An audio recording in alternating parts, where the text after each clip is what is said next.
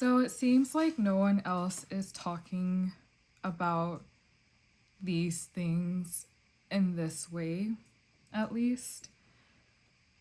And this is in no way a dig or any shade towards any other grief related content or videos on YouTube.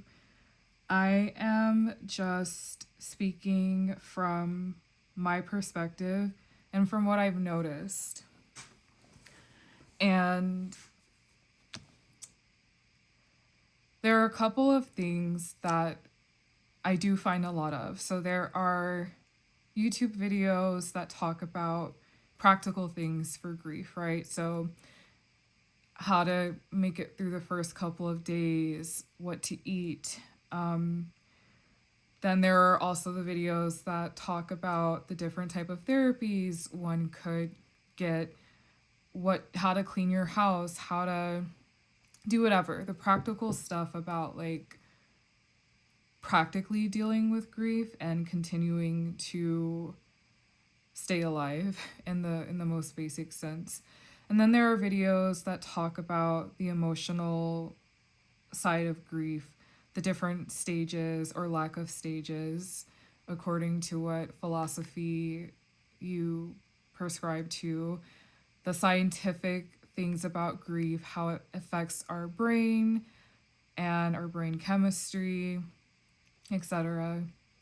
And then you may have a couple of YouTube channels that talk about someone's personal experience. Perhaps someone who already has a following who happened to experience a loss and then they journey their experience with that. Maybe definitely like the spiritual side of grief, videos that talk about the afterlife or spiritual connections and so on and so forth. And I feel like those are all very helpful for various reasons to varying degrees to different people, right? But that's not what this channel is going to be. And if you're new here, my name is Erica, and welcome to Arlinity Paper and Petals, where I talk about my experience with grief and I make art and do things with my hands. This is my place where I'm just talking out loud and processing my experience and emotions in real time, and hopefully giving you all a place where you can do the same, where you're a little less lonely, and just to have a voice of someone who understands.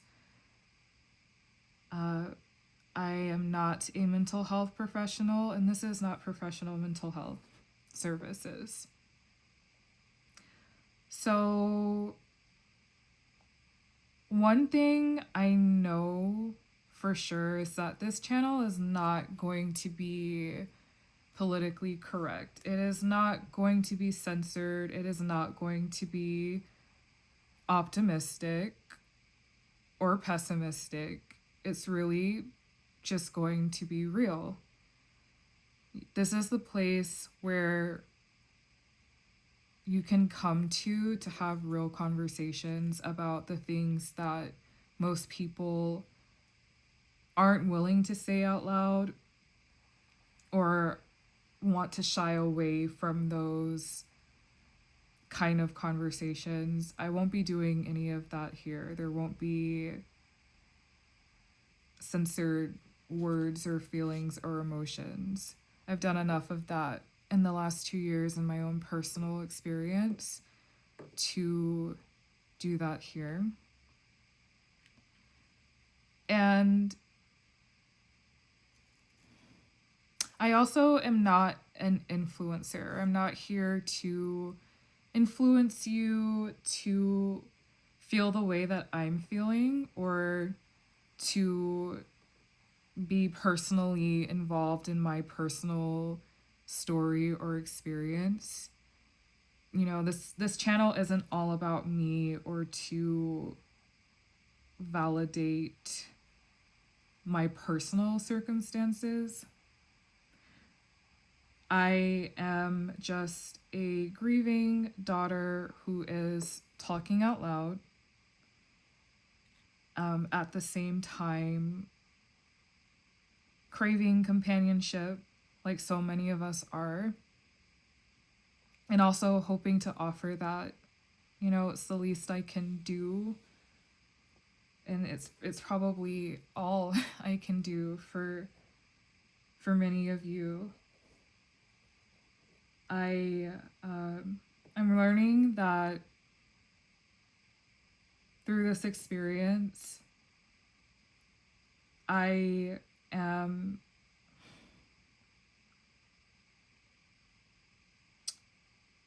focusing on conserving my energy.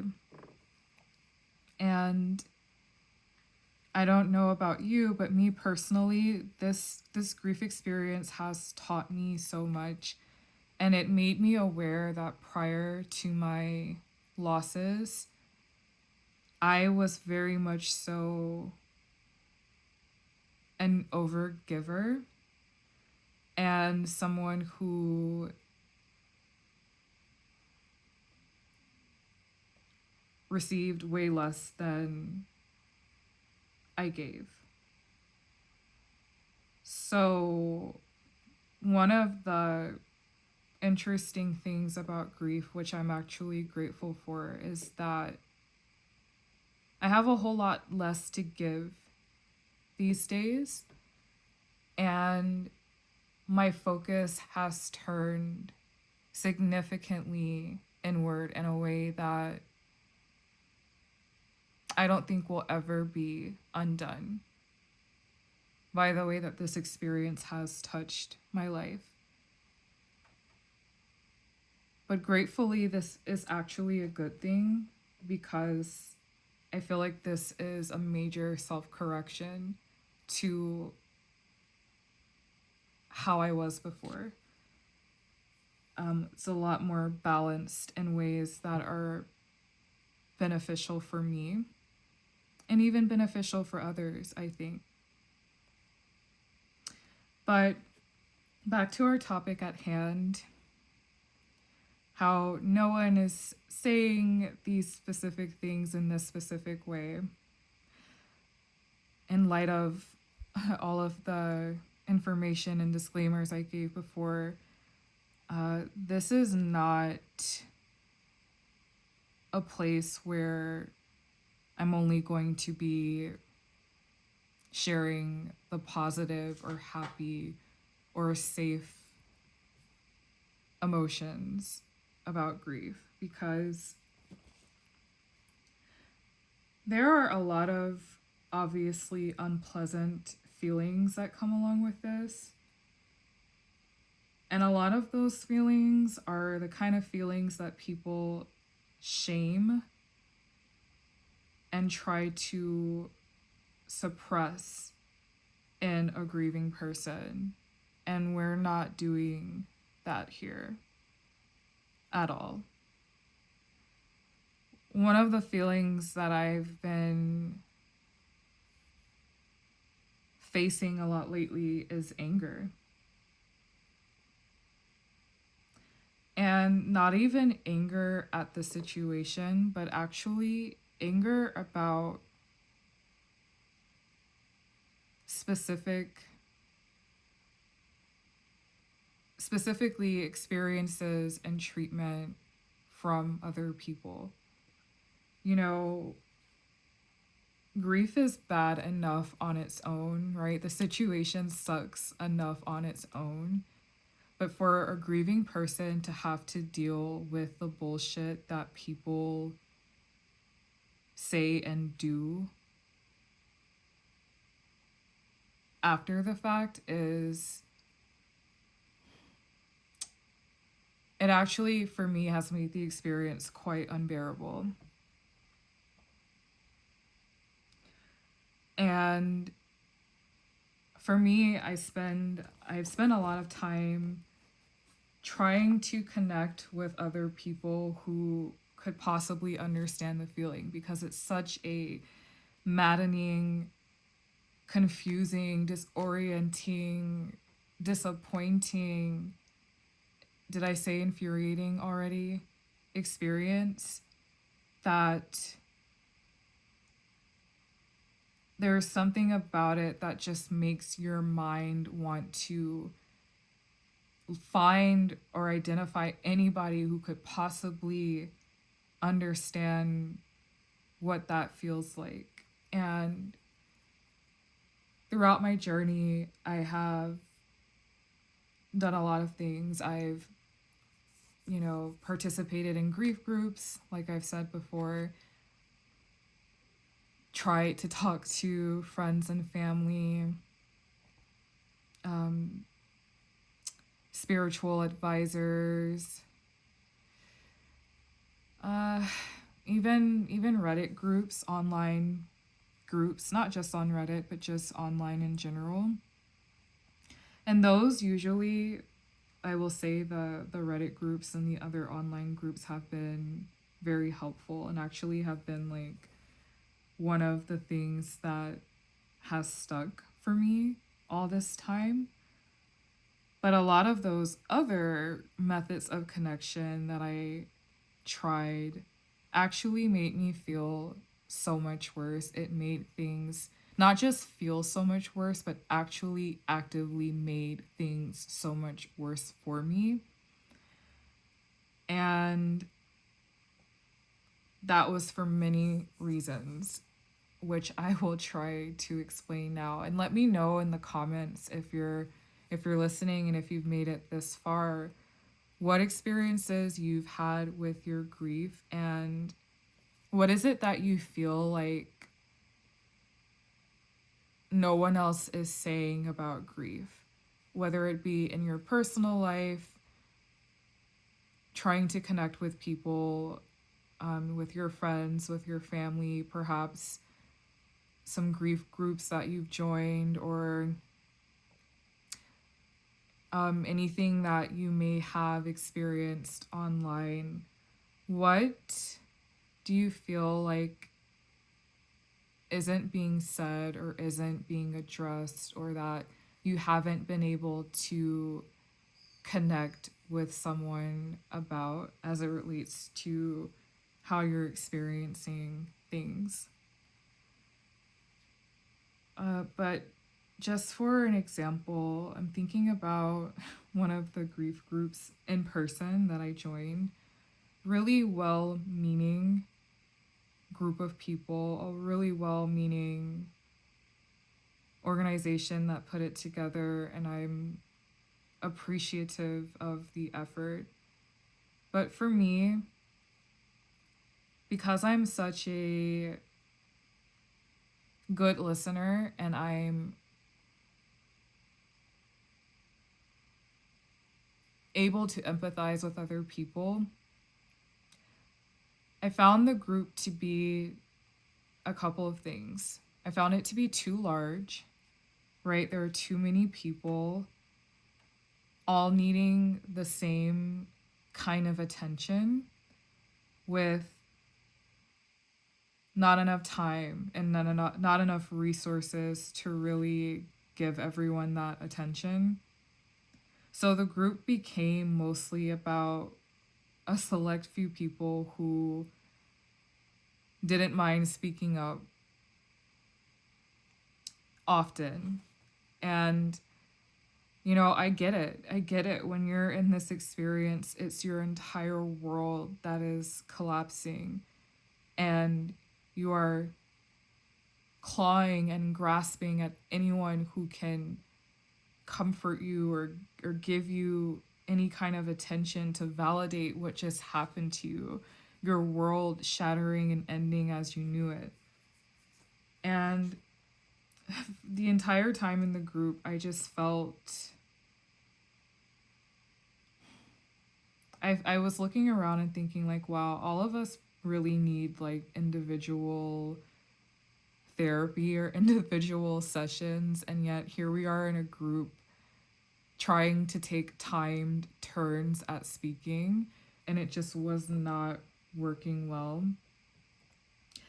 And also, the circumstances of my experience were so unique that I felt like I didn't even know where to begin. Like, how do I begin to talk about what I'm going through in a group full of, let's just say, maybe 10 other people? And we only have so much time. And everyone else is already talking about some of their experiences, which are not at all similar to mine. And I don't know, it just didn't feel right. It didn't feel possible. It didn't feel like I was getting or going to get anything out of that experience. So, yeah, there was that. And I don't know if it's just me, but I tried looking for online content to help me, but it's not like there were actual practical specific things that I needed help with, like the administrative and legal side of things after one's death, that I was able to find information on YouTube, or just general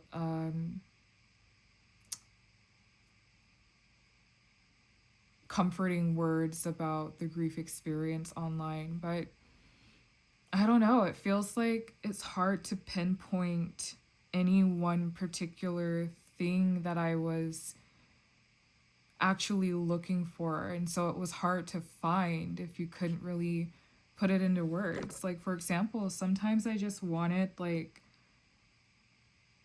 something easy to watch to help me fall asleep at night. Sometimes I wanted to hear from someone to let me know that I wasn't crazy about feeling literally abandoned and disappointed by so-called friends and family.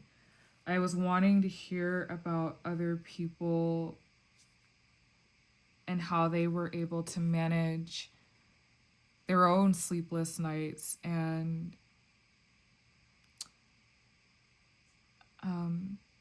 getting through the day. Sometimes I just wanted someone to be there and just chat while I laid in bed and cried, thinking about my loved one or my loved ones in my specific experience. And so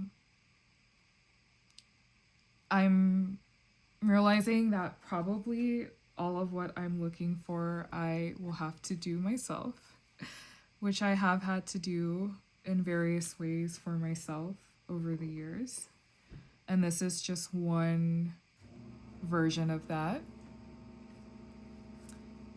Pardon the loud noise. I have my AC that is getting ready to kick on, I think.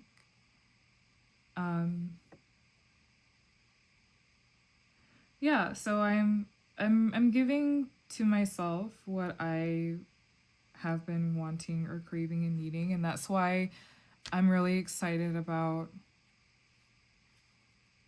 this channel, because I get to make the rules and I get to do what feels good to me.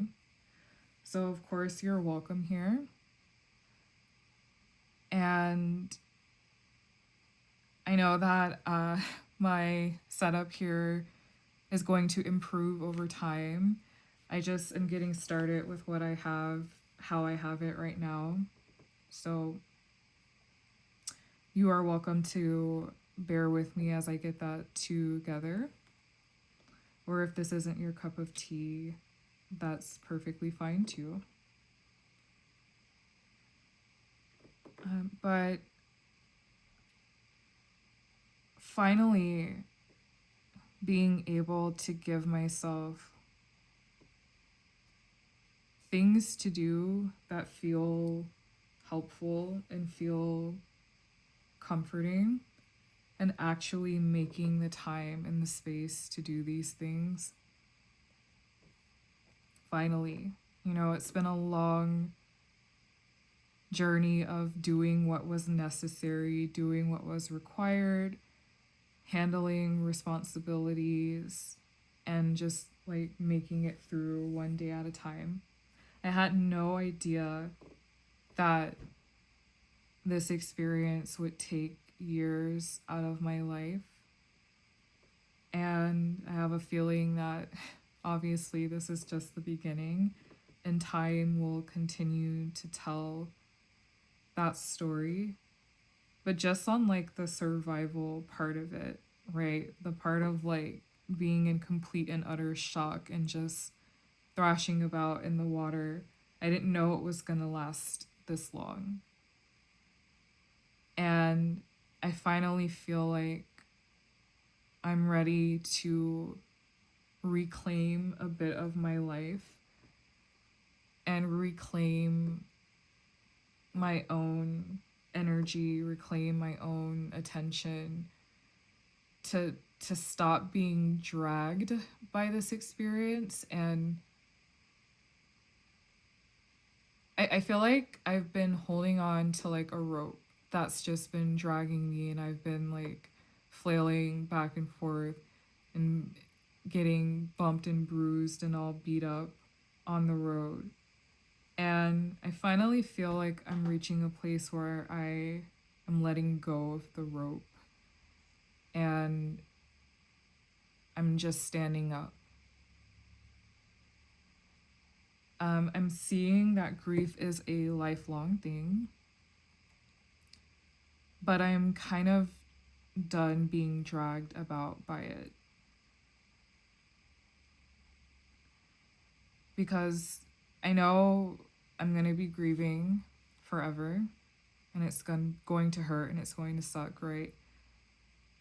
But the masochist part of how I've been feeling is, it's like I don't need the extra suffering.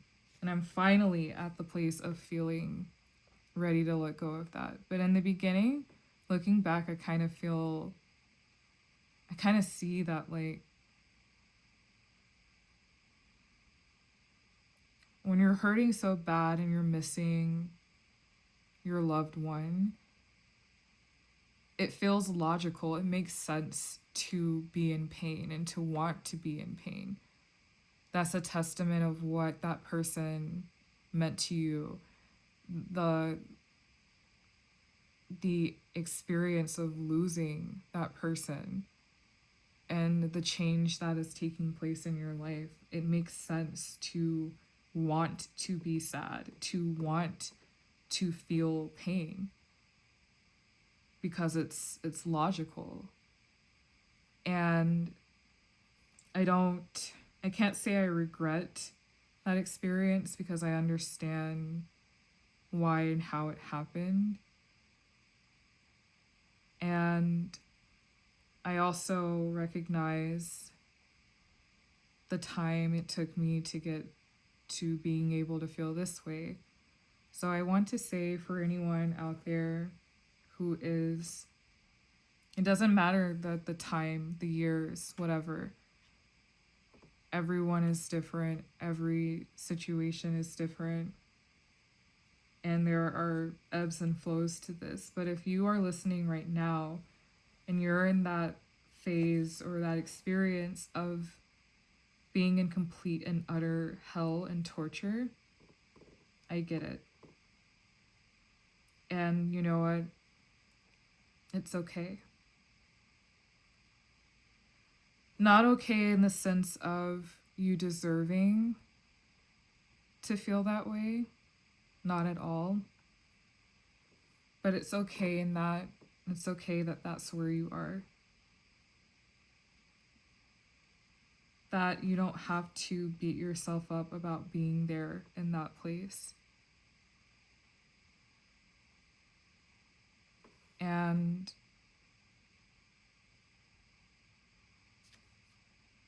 It's not your fault.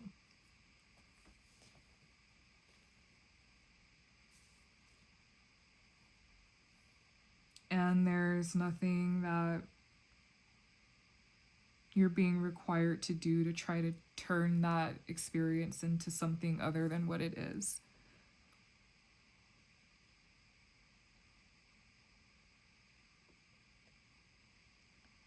Um, for a long time, absolutely nothing could comfort me. Nothing could make me feel better. And in certain ways I still feel that way. Certain days I still feel that strongly. But speaking from where I am now and looking back on all that I endured, I actually see that I deserved and deserve comfort.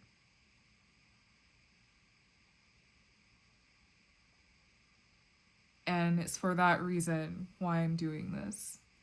When I think about the person I was, when I experienced my losses, when I think about my inner child and how she's experiencing this, she deserves comfort.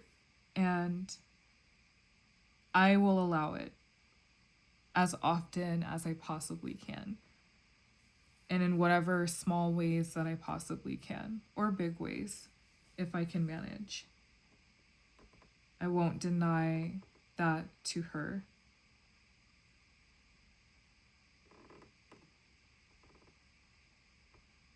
And on the days where I'm back in hell and I can't manage or allow comfort, then that's okay too. But you know, this is such a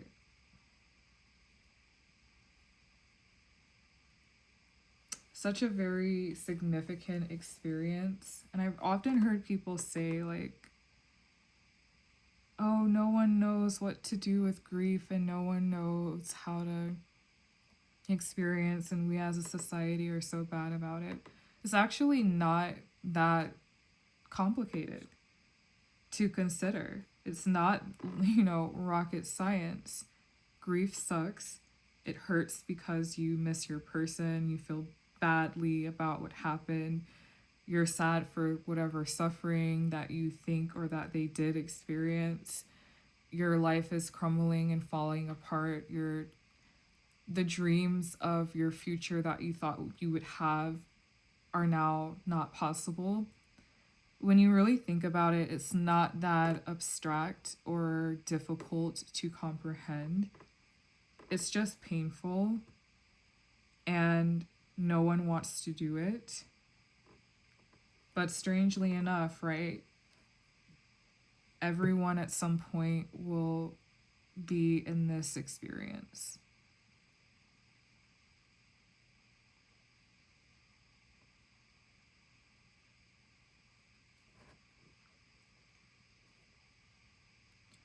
And so I, for a long time, was silent about what I was experiencing, not necessarily out of choice, but again, just out of survival, out of trying to do what I could to keep my life afloat. But then also, once you've been shut down or had to deal with the insincerity, which actually does happen in grief, not everyone is sincere with what they say to you. The exploitation during grief, how people exploit grieving people, and the clumsy, painful, disrespectful, lack of tact, lack of grace way that people can be. After a while, you stop expecting or even reaching out to other people for help or for comfort. And that's actually just logical. Like, after a while, when you have asked for help for so many times and you don't get it, it's a natural response to stop asking. And I know that this isn't everyone's experience. Some people have really great support systems and people who have been very helpful. But from what I'm hearing, that's actually rare. A lot of people actually have had a lot of really negative experiences in their grief, especially as it relates to others. And so I want to validate that here. That even if you maybe had a big family or lots of friends or people who meant well, it's still very possible that they harmed you and that your experience was harmful. And I'm not going to gaslight you about that here. You're allowed to acknowledge that things were harmful to you and that people could have done better.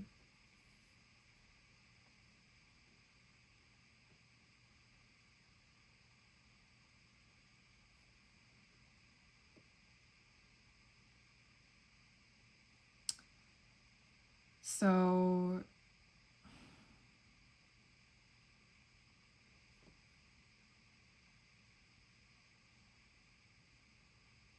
after a while, like I was saying before, some people when you've been disappointed or let down or affected negatively, after a while you just stop reaching out. But I still feel like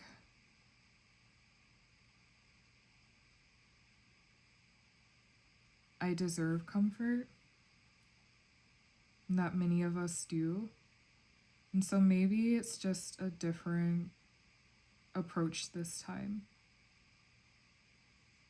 And learning that no one has the answers, which is scary and terrifying.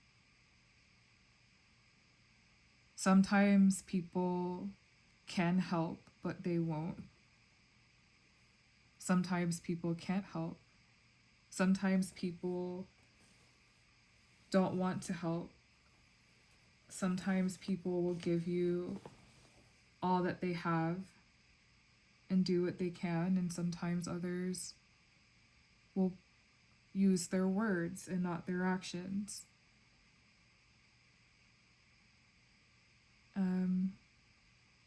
Sometimes time goes by and the pain is still what it is. And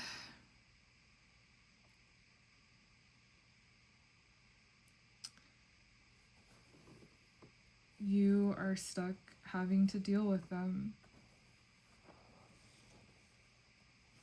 So this is my response or my attempt to bring some kind of comfort to myself.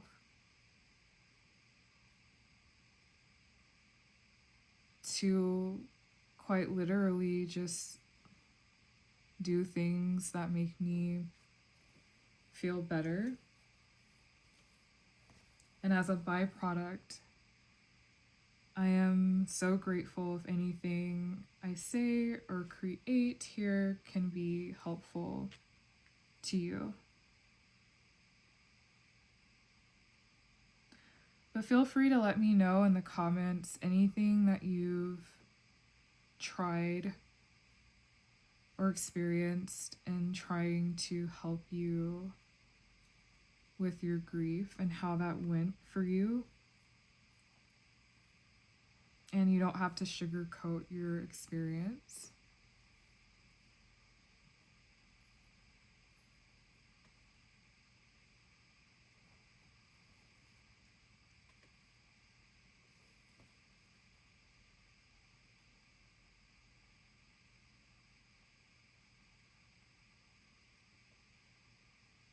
How are you really feeling in your experience, and how are things actually going with you?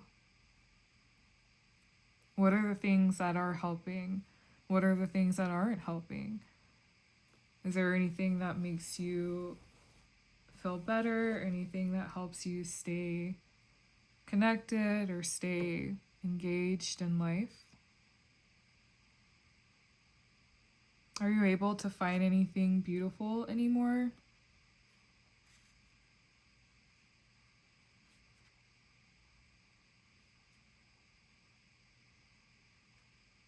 I've found that art and like beautiful things have affected my brain positively. So at least there's that. And also nature, another beautiful thing, right? I think that's a lot of the inspiration that my mom had and that we shared in common, and that I'll be exploring here on this page.